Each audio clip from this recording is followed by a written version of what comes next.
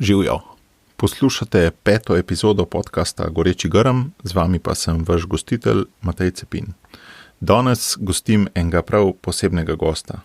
In sicer gosta, ki je bil pred nekaj več kot 20 leti moj osebni Goreči grm. Srečal sem ga na tečaju pedagogike igre, ki ga je on vodil. Tam smo se učili o tem, kako izbrati pravo igro za delo z mladimi, kako jo izvesti, kako jo ovrednotiti, kako jo predstaviti in še vse druge stvari povezane z igrami. Kasneje sem zvedel, oziroma sem po moje že celo prej vedel, da je to oseba, ki je bila zraven pri ustanovitvi skoraj vsega, kar se je v Sloveniji mladinskega zgodilo. Naprimer, bil je zraven pri ustanovitvi Mladinskega sveta Slovenije, pa skavtov, pa mladinskega ceha, MEPI-ja, Nefiksa.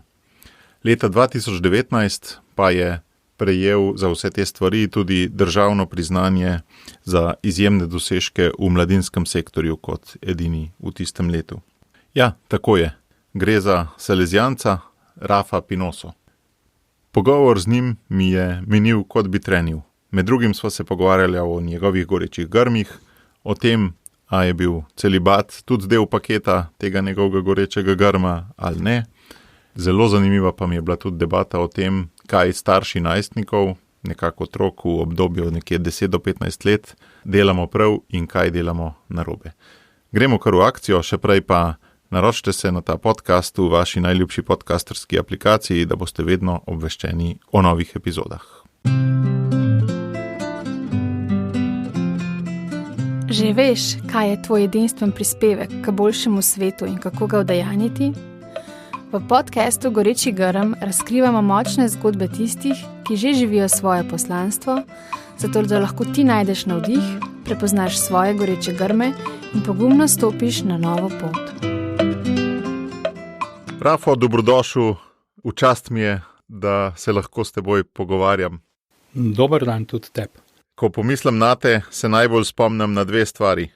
Najprej na obdobje, ko sva se midva spoznala, to so bila pozna 90-ta, potem pa na vse organizacije, pri katerih nastanku si ti sodeloval, največ po moje v zgodnjih 90-ih, in sicer spomnim se Mladinskega sveta Slovenije, ki si ga soustvarjal, potem skavte, si bil tudi pri začetkih zelo velik zraven, kasneje Društvo Mladinski ceh, potem danes obstaja še MEPI, ta mednarodno priznanje za mlade, ki si tudi imel prste zraven pri ustanovitvi.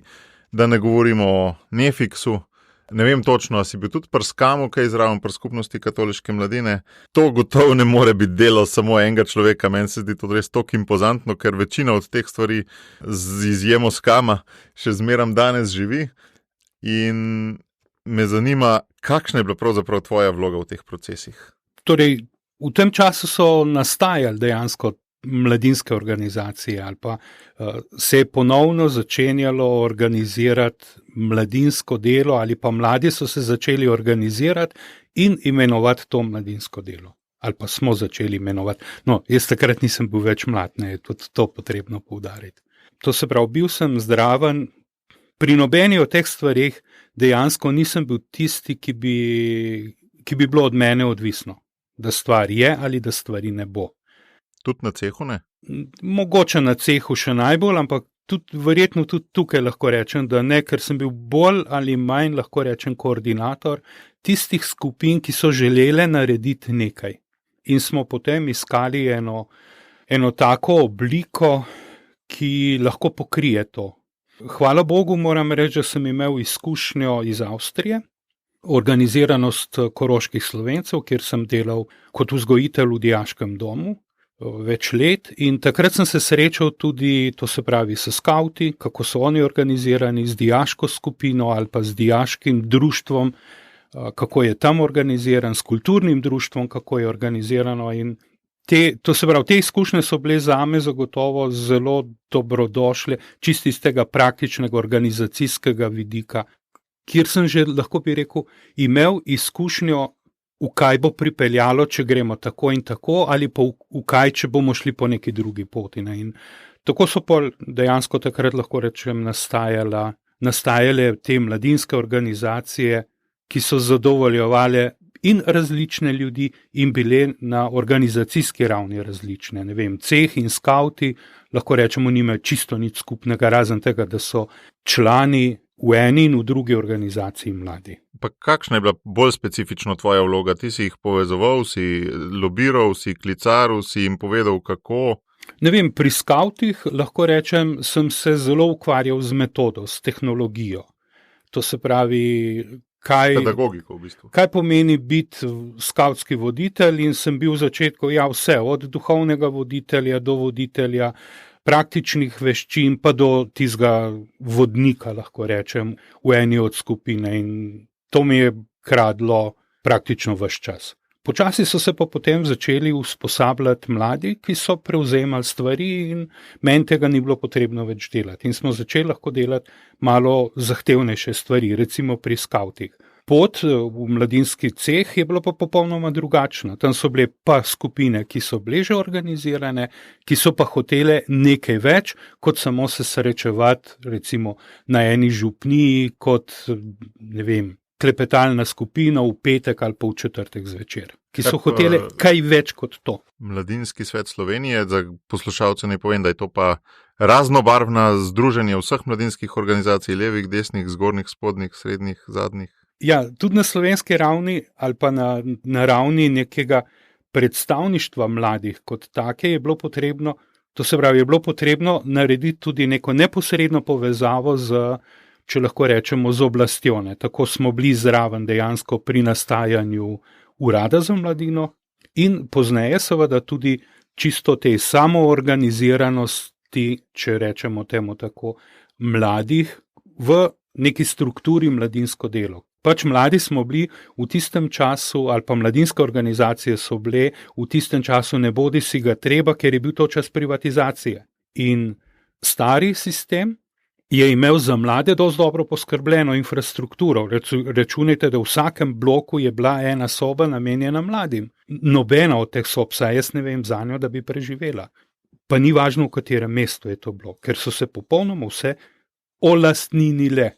Ni važno, ali so jo olastnili stanovalci ali nekdo drug, ampak niso več v lasti, to se pravi v lasti mladih. Ti si res mladinski delavec z dušo in telesom, odkar te poznam, torej že več kot 20 let in že naprej veliko podlage. Uradno smo poklic mladinski delavec dobili šele pred 2-3 leti. Ti si bil pa s tem veliko pred časom na nek način, ampak vseeno na nek način si tudi pastoralni delavec, pa socialni delavec, pa me zanima, kako bi ti svojo poklicno identiteto opisal. Mogoče na ta način, kot sem enkrat že tako s prispodobo rekel temu, da ja, vedno sem bil z mladimi, vedno sem bil v mladinskem delu in sem se ob tem postaral. Nič od tega, to se pravi, kar si naštel, mi ni tuje, mi ni daleč, pa nič od tega ni nekaj, kar bi me profesionalno opredeljevalo. Nimam statusa mladinskega delavca uradnega, niti statusa socialnega delavca uradnega, nimam strokovnega izpita zaključenega, ne. Delam pa dejansko, lahko rečem, na teh področjih, tako v pastorali, tako v, to se pravi, v mladinskem delu ali pa v povezavi enega in drugega in preko skale, tudi v socialnem, torej v polju, če lahko rečem, socialnega dela z deprivilegiranimi mladimi, ja, od zmerom. Torej od mojih, lahko rečem, ne najstniških, ampak verjetno še prej let. Zdaj si mi dal potrditev, ja, vse to troje sem, ampak kaj je v jedru tega? Kako bi to, si salezijanc, je to Don Bosco, kaj je v jedru, ali kaj je v jedru? Jaz mislim, da samo to. In nič drugega. To se pravi, da salezijanska karizma ali salezijansko poslanstvo ali salezijansko delo, vseeno kaj, preventivno delo za mlade, kakršnega si je zamislil ali pa kakršnega je začel Don Bosco, ki je tudi v Sloveniji, recimo, tako kot v vseh drugih državah, razen parih izjem. Po celem svetu delujemo salezijanci z enakim ozadjem dejansko, torej opolnomočiti mlade, pomagati, to se pravi biti zdraven ob mladih, da lahko razvijajo svoje potenciale. Don Bosco je poleg tega, da je zelo velik delal z mladimi 1-na-1 pa s skupinami, veliko delal tudi na sistemski ravni. Bil je na nek način sindikalist, zagovornik mladih pri delodajalcih in tako naprej. In meni se zdiš ti en tak zgled tega, da delaš in z mladimi neposredno in ogromno na neki sistemski ravni. Razvoj projektov, inoviranje raznih modelov, procesov in vsega mogočega zagovorništvo mladih na različnih ravneh. To ni čist tipično za, sploh ne za duhovnika, tudi za salezijanca ne. Pa me zanima, če znaš povedati, kaj je že dolgo let nazaj v tebi to povzročilo? Kako da si se ti obrnil tudi v sistemsko raven? Tako, bom vzel kot prispodobo, to se pravi na enem drugem področju, ki je verjetno lažje razumljivo ali pa ga je lažje razložiti. Če hočeš peljati neko firmo, moraš pripeljati notri produkt, ki ga bo ta firma delala. Ko imaš produkt, šele lahko začneš zaposlovati, lahko začneš usposabljati ljudi, svoje delavce, ki bodo ta produkt delali. Pri mladinskem delu je pa obratno. Imaš mlade, ki hočejo nekaj delati, ki nimajo pojma, kaj bi delali, ki imajo recimo temu čas, ki imajo energijo, se jim pa sanje ne, kaj bi lahko ta produkt bil. To se pravi, kaj bi bilo tisto, kar bi bilo njihovo delo. In jaz mislim, da danes v današnji družbi smo prišli do tega, da pravzaprav ne vemo več kaj. Strukturiran dialog, pa zaposlovanje, pa ja. A je to res tisto, kar mladega od njegovega, če rečemo uradno, od 15. leta pa do 29. zareza posluje, ali je za 15-letnike nič od tega? Za 10-letnike zagotovo nič, ki se morajo pripravljati na svojo aktivno mladost, čeprav jih imamo še za otroke, oni sebe za to nimajo več. Kje se začne in kje je meja med tistim, kar je mladinsko delo in med tistim, kar mladi v resnici potrebujejo. In na ta način potem morajo nastajati novi produkti, torej morajo nastajati nove ideje. Kdo jo da, kako pride do nje, so poti po moje izredno različne. Kako zdaj presojaš rodovitnost teh sistemov, struktur, posameznih mladih, ki so zdaj 30 let starejši? Kaj od tega je bilo najbolj rodovitno, kaj ti je bilo tisto, kar bi še poudarjal, če bi se lahko vrnil nazaj? Med temi dejavnostmi, če tako lahko rečem, jaz bi jo postavil, na prvo mesto, ampak gotovo med tiste bolj uspešne bi dal skupino Šlem pri mladinskem cehu, za katero po mojem nihče od mladih več ne ve, kaj to je bilo. Kaj pa je to bilo? No, sej, to je to. Je pa bila skupina, ki je bila dejansko zagovornik za nabornike, za vojake na služenju vojaškega roka. Ne samo za civilno služenje, ampak tudi za civilno služenje, to se pravi tudi za ugovor vesti. Eden od produktov, ki je takrat bil aktualen, danes pa ni nobene potrebe več za to, ker pač ni naborništva. Ne.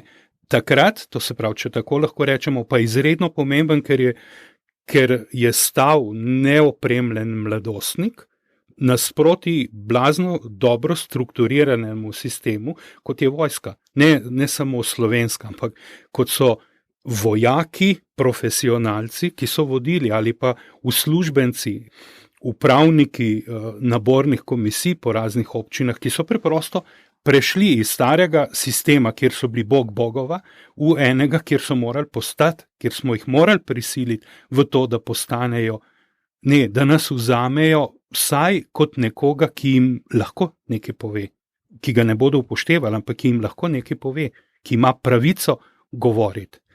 In to je bilo potrebno se boriti za to, prav pošteno. Res odgovarjali na potrebe mladih tistega časa, ampak ti si mi kot najbolj rodoviten del izpostavil eno stvar, ki je niti ni več. Tako, ki je umrla. Kaj je torej zate definicija rodovitnosti? Morda ravno to, da odgovori v tistem času na resnično potrebo. Kaj s vem, skavti so preživeli, so se razvili, so zrasli iz neke majcene skupince parih 10 v nekaj tisoč. Je rodoviten. Gotovo, da je, to se pravi, ampak na popolnoma drugi ravni kot recimo en takšen projekt. Hočeš reči, lahko da jutri ne bo več. In čisto možno. Hvala Bogu, da je bilo. Nefiks je preživel, recimo izobraževanje, ki ga je pa porodilo, ali pa usposabljanje, na mladinskem cehu, pa je preživelo samo v enem majčkenem delčku. Je pa nastala iz tega večja organizacija, kot je Socialna akademija. Iz tega ali pa vzporedno s tem. Ne. Tako da ja, kaj? Se pravi, rodovitnost ni nekaj, kar preživi dolge čase.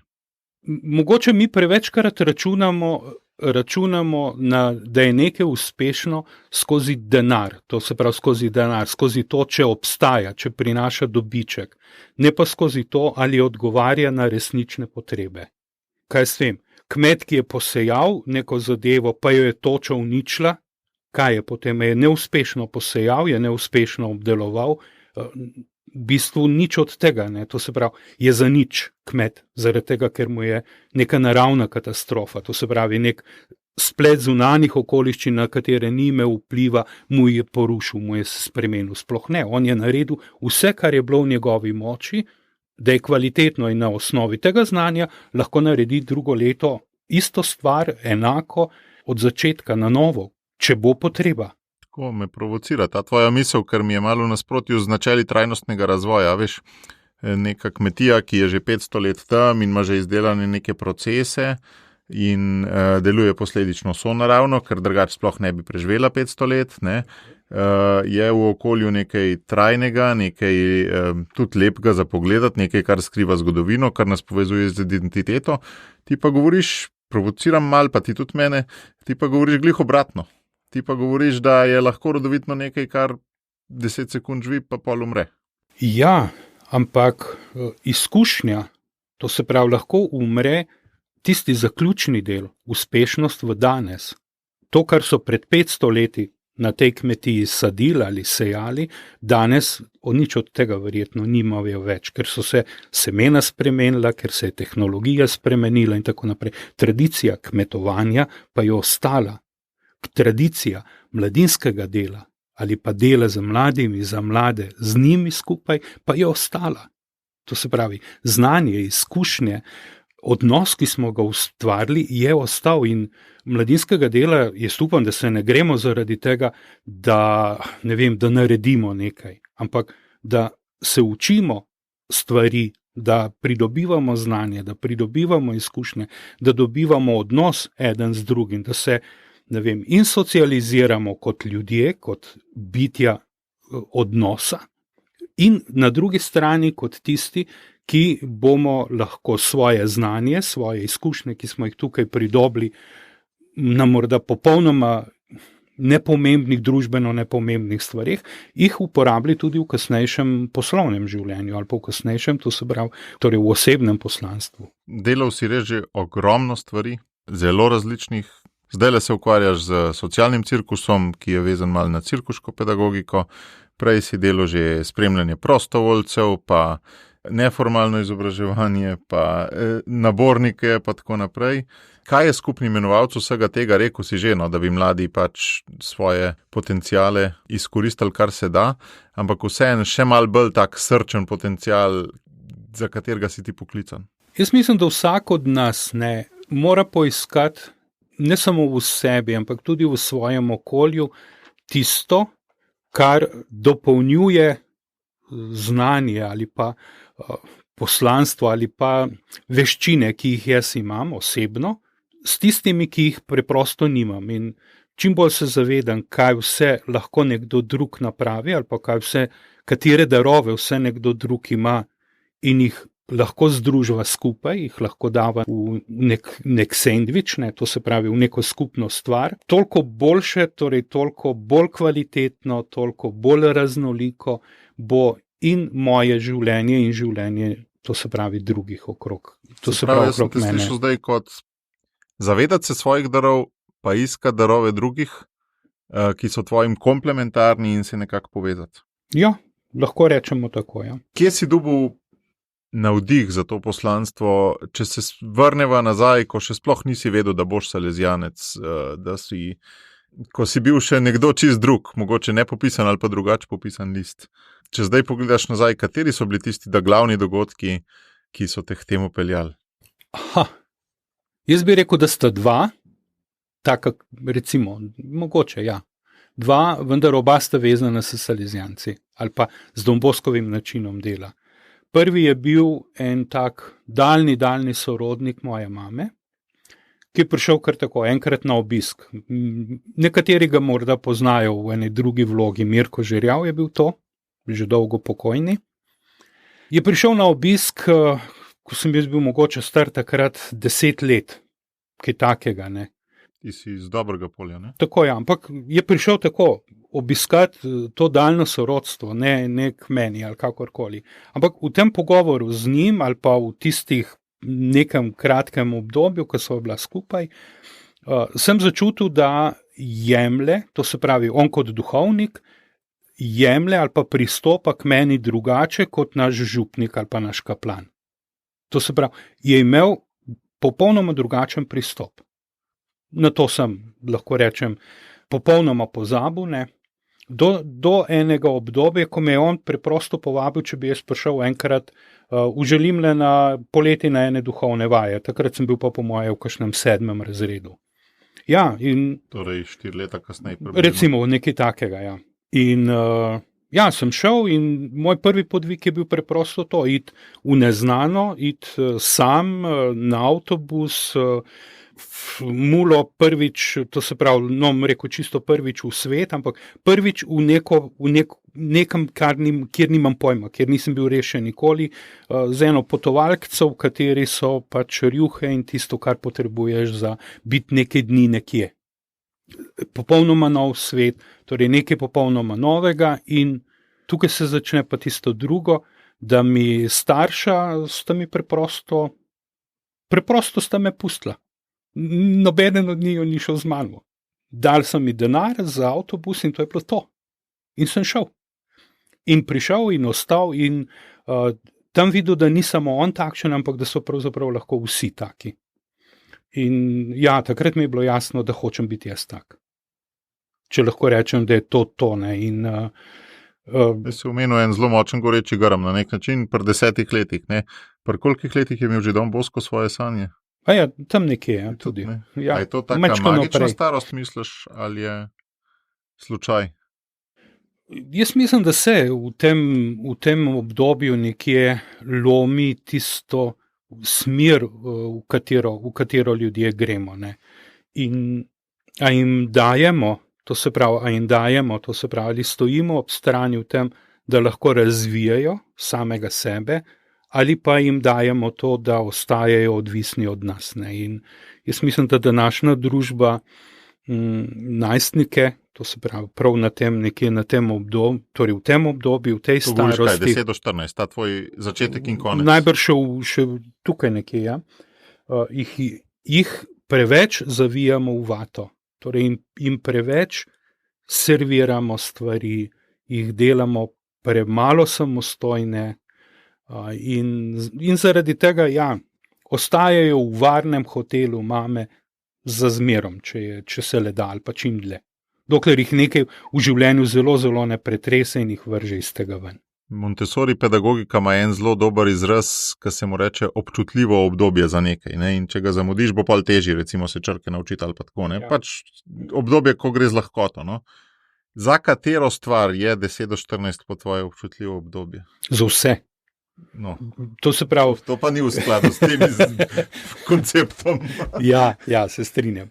Ampak dejansko za vse, to se pravi, za vse mislim v tem, da človek se dejansko v tem času iz otroka spreminja v žensko, v moškega, se spreminja v, ne vem, če lahko rečem temu, v odraslega, ne, ampak spreminja svoje dojemanje in svoje gledanje do sveta in odnos do sveta. V tem smislu vse stvari mora postaviti dejansko na novo. Ne, da mora se vsega naučiti, ne. Če zna pisati, gotovo, ne. Zna hoditi, zna se voziti s kolesom in tako naprej. Nič koliko veščin ima, ki jih preprosto prenese naprej, ampak če na to ne naveže novih in med te zagotovo sodi, kdo sem, kaj je moje središče, torej da sem, to se pravi, da sem več kot samo to, kar mi drugi rečejo, ali pa to, kar mi ogledalo pokaže, da sem veliko več kot to, In če tega ne odkrije v tem času in ne naredi osebnega odnosa do tega, po moje je v življenju za zmerom prikrajšan za nekaj zelo velikega. In danes jaz mislim, da jim premalo omogočamo, da bi videli in da bi odkrili samega sebe v tisti pravi luči, v tisti, kaj vem, da so princi, da so princese in to ne tisti otroški. Avtentičnost. Ne, tako, hvala. Lastnost, ne. Super beseda, ja. To se pravi, da se osredinijo okrog nečesa, ko ni samo videz, torej ko ni samo telesnost. Enega tvojega stavka se spomnim, Rafo, pred par leti si ga rekel, najbrž si že pozabil, kaj se mi ukvarjamo s temi mulci, otroki, ki se pol itak resetirajo v puberteti, ne. Zakaj se salezijanci toliko ukvarjamo z njimi, to je čist brez veze, vse se pol resetira, ne. Koliko je tukaj zrna resnice, koliko je pa provokacija? Torej, glede na tisto, kar sem prej govoril, ja, bi rekel, da je tukaj kar veliko. Torej, resetiramo. Kje je pol idealna starost za salezijance, idealna starost ciljne skupine za nekega salezijanca po tvoje? Biti z mladimi, ne glede na starost, biti z njim, ko, ne vem, takrat, ko lahko nekaj napravi, torej, kjer mu lahko ponudiš eno roko opore, ko mu pokažeš stopnico, ko mu nekoga opozarjaš, kaj skozi dela narobe, ampak ko mu odpira svet, v kaj bi lahko šel naprej. Jaz tako vidim. Ne. Kako naj pa recimo starši to počnemo, kakšen primer, kakšna zgodbica, se pravi, kako odpirati svet, kako mu kazati mulcu, kam bi šel lahko naprej v tem obdobju 10 do 15?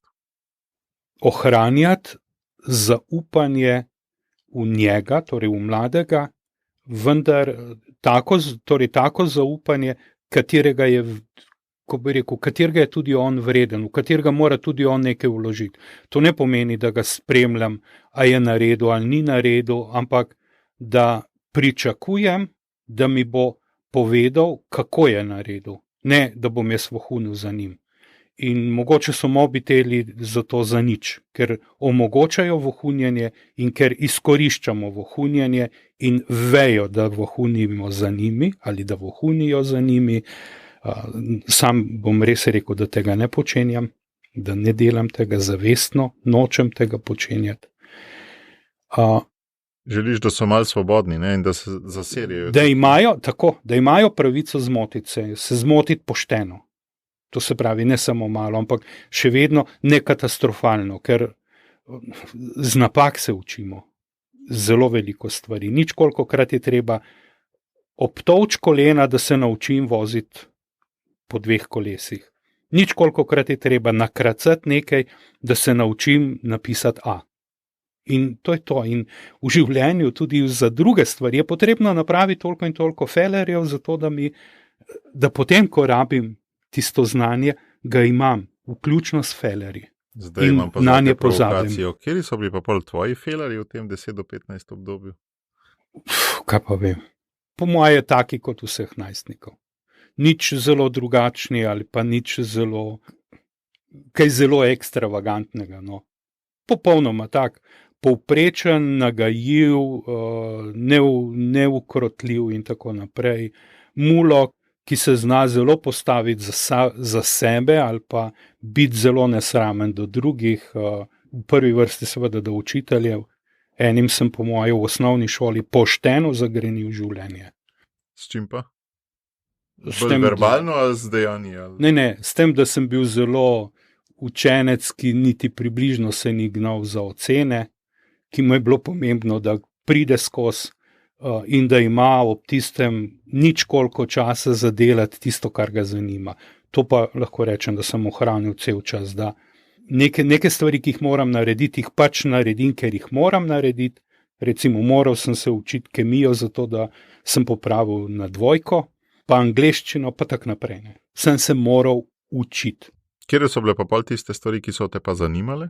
Umetnost, tehnika, znanstvena fantastika, parapsihologija, duhovno in tako naprej. Svetopismo, polno drugih stvari me je zanimalo. Poleg tistega, kar me je moralo zanimati. Ne. Zdaj, res si tako klišejsko na nek način opisal tisti goreči grm pri 10 letih srečanja z daljnim sorodnikom in potem pač čez nekaj časa povabilo, ki je to sprožilo. Kaj pa je bilo še v tebi tazga posebenega, ker najbrž si ta daljni sorodnik vsem srečal z mnogimi mulci 10 let starimi, pa niso šli vsi za salezijance, ne? Zagotovo, to se pravi zagotovo. Torej, mene je nagovorilo to, da me je obravnaval, torej, da me ni obravnaval niti zviška, niti kot otroka, ampak da je obravnaval mene kot mene, da me je poslušal, da se je zanimal zame in ga ni zanimalo, kakšen uspeh imam v šoli, ampak ga je zanimalo, kako sem, kaj počenjam, kaj je in tak naprej. Ja, takrat sem sanjal, da bom finomehanik. Ne sanjal, takrat sem bil prepričan, da bom finomehanik. Kjer del tebe ga je v resnici zanimal? Duša ali hrepenenje ali kaj ga je zanimalo pri tebi? Pravim, zanimalo ga je to, kar je zanimalo takrat, kar je bil v interesu, moj interes, ne. Se pravi, v prvi je bil mogoče, kad te je vprašal, kaj tebe zares zanima. Pogovarjal se je z mano. To se pravi, pogovarjala sva se, kot bi se poznalo od zmerom. In ni bil tisti, ki bi me spraševal, ki bi me zasliševal, ki bi mi vsiljeval neko svoje mnenje, ampak je preprosto, jaz imam občutek, ne vem, o čem sva govorila, nimam pojma. Vem pa, to se pravi, ohranil pa sem občutek, da sem bil takrat jaz, da me ni, da me ni postavil v tisto, šolarček, od te in te familije, sin in tako naprej, ampak da sem smel biti jaz, pa da sem jaz bil tisti. In pol na teh duhovnih vajah v Želimljem, pa če sem prav razumel to, da je bilo še več takih, kaj je bilo še tisto, kar te je presenetilo? Razigranost, veselje, torej to, da delaš sedaj to, tisto, kar je takrat na vrsti, ali pa tisto, kar je takrat, ko je čas za spanje, je tišina in se gre spat, in ko je čas za nogomet, je čas za nogomet, in ko je čas, ne vem, za nekaj drugega, za petje, je pač čas za petje. Tudi za tiste, ki ne znamo pet, pač tolerantno smo takrat tiho in pustimo, da drugi počenijo to, kar je. Neke vrste red tudi. Lahko se reče, to se pravi, red, ki pa ima, ali pa ki je dovolj pester, da je dovolj prostora zame, torej zame, za udejaniti en delček mene. Nisem v vsem, ne morem biti pri vsem, moram nekaj sprejeti kot tako, kot je, vendar večina stvari pa je utemeljenih, zakaj je tako, kot je. Ali pa ne večina, vse stvari so utemeljene. Meni je bilo jasno, ne vem, zakaj je ob 10 čas, da gremo spat, če hočemo drugan normalno začeti delati, mi je bilo popolnoma jasno, da pač zvečer ne smem klepetati, ne smem se pogovarjati, pa če bi bilo to še tako zanimivo, ker se je v tistem dnevu zgodilo neskončno stvari, ki bi jih rad delil z nekom drugim. In to te je že pol takoj poklicalo za salezijanca, ali je bila vmes še kar pot ovinkov in stranpoti in dvomov in tako? Ja, seveda so bili, osebni dvomi pridejo kasneje potem, ko si že krepko v poti notri. Ampak odločitev, da bi bil to, torej sprememba iz, smer, ki jo hočem počenjati, ali pa ki jo hočem, mi je bila pa, popolnoma jasna. Niti približno mi ni bilo jasno, da bom kdaj duhovnik. Še dolgo ne. Da bom salezijanec, mi je pa bilo jasno, ja. Torej, da bom redovnik, mi je bilo. Da bom redovnik, mi je bilo jasno, redovnik salezijanec. Ali pač nekje tukaj, da način, kakršnega je delal Don Bosco, ga bom delal ali pri salezijancih, ali nekje drugje. Torej, ni bilo pomembno toliko, ampak smer, v katero hočem iti, je ta. To mi je bilo jasno vedno. Lahko rečem vedno. Pač. Vedno takrat, ko sem tukaj šel. Da bom duhovnik, je bilo pa, lahko rečem, v drugem delu bogoslovja, to se pravi fakultete. Morda nič pretiravam, če rečem v zadnjem letniku fakultete. In recimo celibat ti sploh ni bil problem, je bil tak klic vedno toliko močen, da celibat sploh ni bil nikoli vprašanje, recimo. Nikoli si nisem tega postavljal kot neke vrste omejitev. Ampak, kak ne rečem, živiš neko življenje in ga enostavno sprejemaš v celoti, to se pravi, ne vem. Jaz kot moški sem si kdaj hotel roditi. Ne, pač ne morem tega narediti. Ampak, a smem sanjati, a smem zamišljati si, a smem razmišljati o tem, kako je pa ono drugo, on drugi način življenja, kot ga lahko živi ženska? Ja, gotovo, da ja. Ampak kaj pa počenjaš, kaj pa delaš, kaj pa so tisti dnevni koraki, ki jih počenjaš, pa niso vezani na to, ne? So vezani na eno drugo pot. To se pravi na eno drugo pot. Na ene druge izbire ali pa druge odločitve, ki so sedaj tukaj. Ne pa za čez 50 let ali pa ne za pred 50 leti. Ja, ta tvoja drža, ta tvoja zavezanost poslanstvu mene zelo fascinira in navdihuje na nek način. Tako občutek imam, da nisi nikoli bil zelo zaskrbljen zase, ampak da si vedno na nek način z istim tempom izgoreval za to, kar si prej opisoval. No? Za mlade, za dati jim neko dostojanstvo skozi nek odnos, za podpreti jih pri tistem, kar bi sami hoteli doseči. Kako se ti zdi, da je to prišlo do tega? No? Vsem nas malo bolj skrbi zase.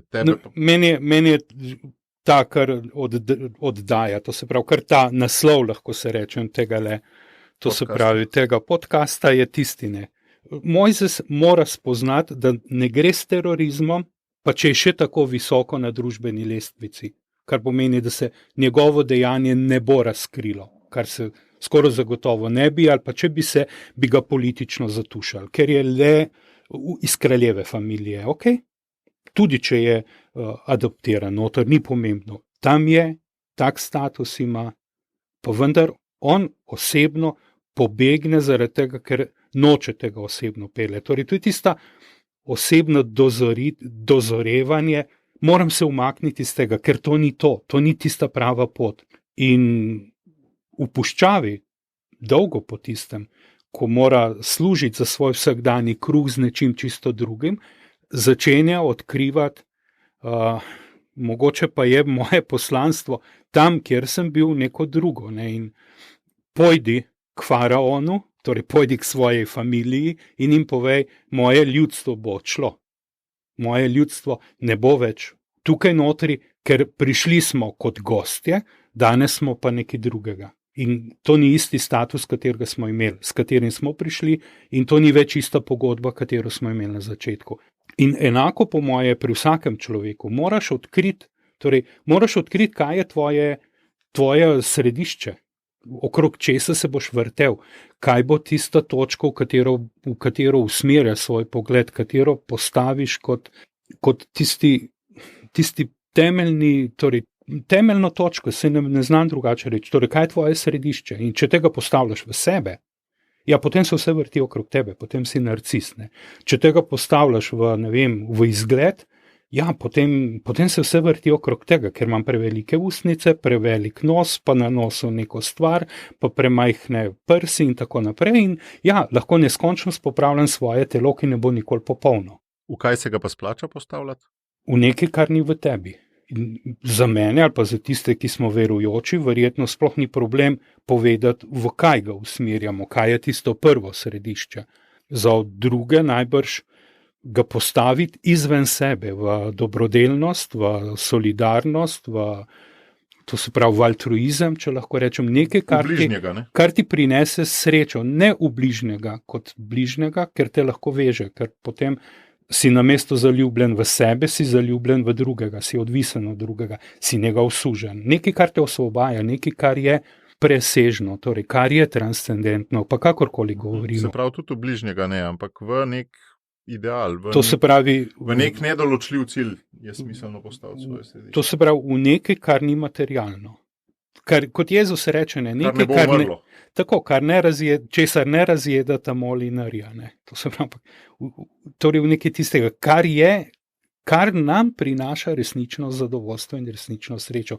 Nič koliko ljudi je zelo bogatih, pa je zelo nesrečnih ali pa samo povprečno kvaliteto življenja imajo. Pa so drugi, ki nimajo nič ali pa zelo malo, pa živijo zelo kvalitetno življenje. Prej sem že povedal, da si bil ti najbrž nehote moj goreči grm ali pa eden od mojih gorečih grmov, sicer veliko kasneje, ne v 10 do 15 obdobju, ne, ampak v 20 plus. Ampak me zanima, ti kot mladinski delavc, a se čutiš tudi kot nekoga, ki omogoča mladim, da živijo in da doživijo goreče grme? Imaš veliko takih zgodb, pa nimaš toliko? Pa kako doživljaš to svojo vlogo pri tem, da mladi mogoče ob tebi vidijo kakšen goreči grm? Torej, nikoli nikoli nisem želel biti ali pa hotel biti ali pa se trudil, da bi bil nekomu navdih, ne, prav tisto zavestno, ne moram pa, ker je od mene odvisen. Ne. Ampak kadarkoli lahko pa rečem, da sem pri nekom videl neko pot, ki bi jo lahko naredil, sem mu jo tudi predložil. Da si verjel. Ali v besedah, ali indirektno, ampak na nek način pa ja. Ne. Torej, tako da je lahko napravo izbral on, ne jaz, v njegovem imenu. Ne. In če je želel, stal tudi zraven pri tem, da tisto tudi uresniči, da tisto tudi izpelje, ne. Torej, da tisto tudi gre. Nefiks, recimo, ko si ga prej na začetku omenil, jaz mislim, da je Jožetov projekt, torej Jože Gornik to, od ideje pa do izvedbe. Ja, bil sem pa ves čas tudi zraven. Nič več kot to. Ne lastim si niti približno tega projekta in obratno lahko rečem, da je MEPI Ana speljala naprej.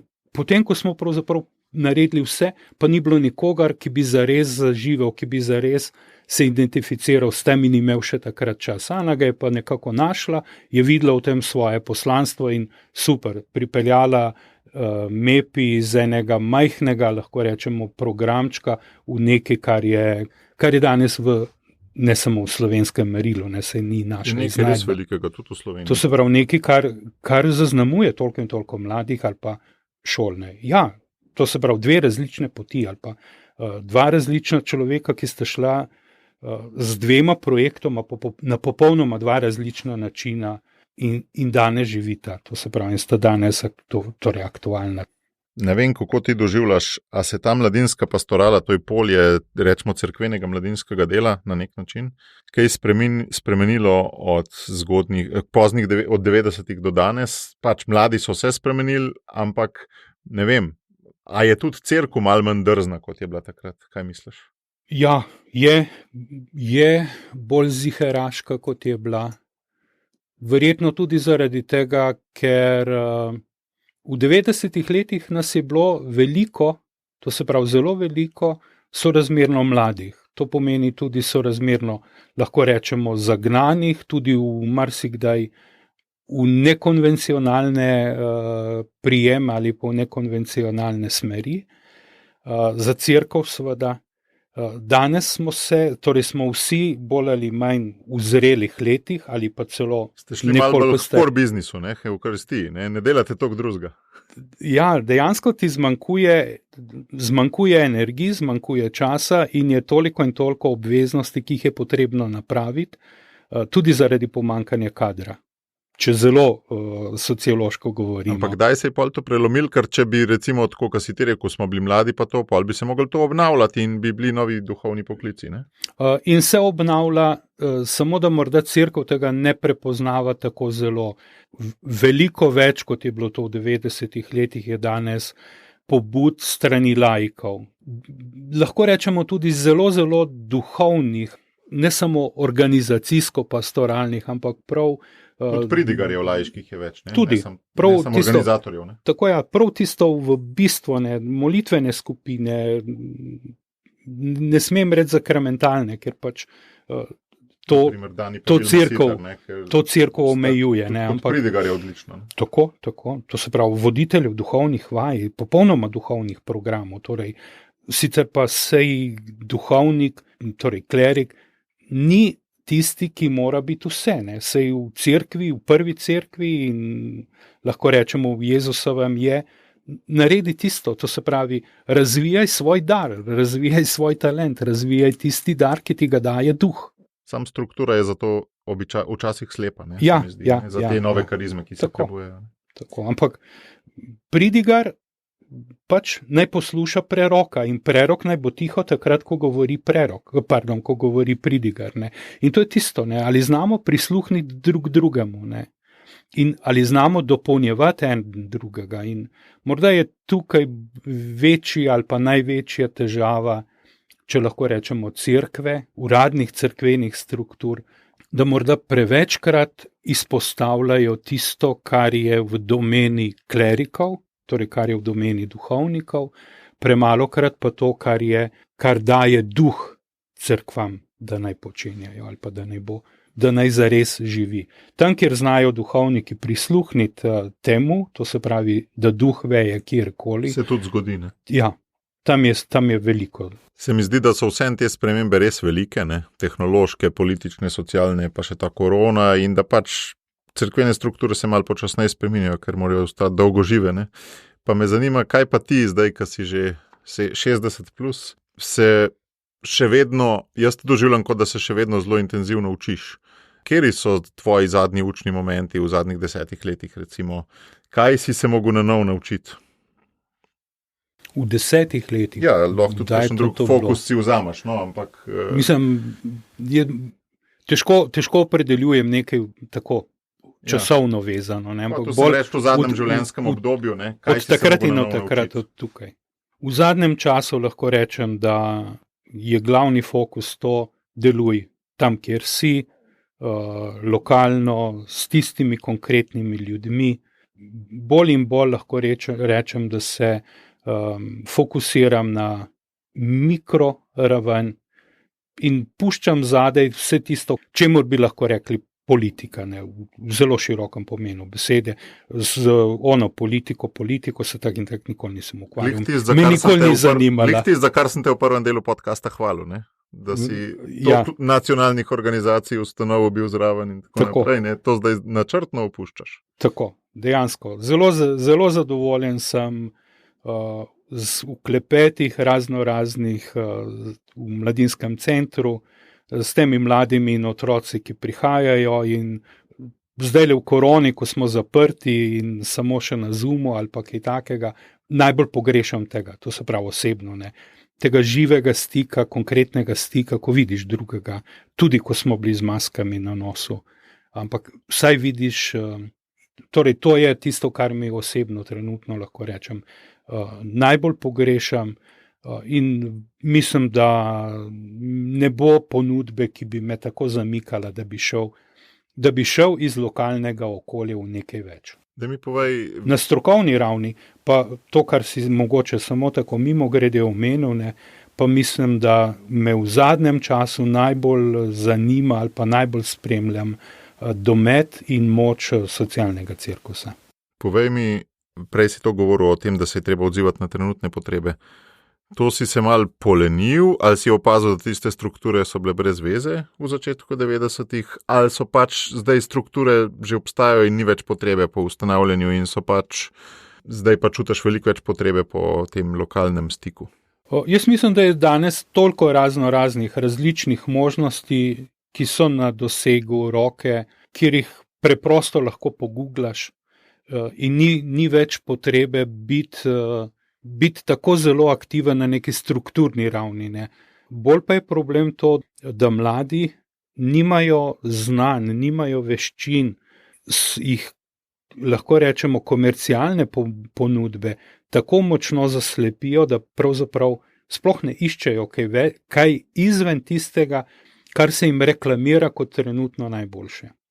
In morda prav zaradi tega sem bolj usmerjen ali pa me bolj zanima to, kar se dogaja ali pa kar zadeva prav enega konkretnega posameznika. Strukturno ne morem spremeniti nič ali pa zelo malo lahko, medtem ko na tej osebni ravni pa lahko pomagam, da še kdo odkrije kaj posebnega in to je to. Tako si predstavljam enega 11-letnika, ki je s tem starčkom Rafotom v stiku in govori z njim in si sploh ne misel, kaj vse je ta človek v življenju že počel, doživel, ustvaril. S kom ima v bistvu čast govoriti, no? Meni je bilo res v čast govoriti v tem podcastu s teboj, se pravim, malo osebnega vidika, malo osebne refleksije ali pa terapije. Hvala pa tudi za vse, kar si naredil za Slovenijo. Zame si res eden od velikanov, ne samo slovenskega mladinskega dela, ampak za mnoge generacije ljudi, ki so skozi te procese šle in ki veliko bolj poznajo svoje goreče grme zaradi tebe. No? Hvala za povabilo. Mi je bilo, bom rekel, kar v izziv ali pa v veselje priti, čeprav, če bi na začetku rekel, se nimam kaj povedati, se ni nič posebnega, ne, ampak na ta način upam, če bo komu kaj koristilo, dobro, prav, če pa ne, pa sej miška desno pa je končano. Hvala.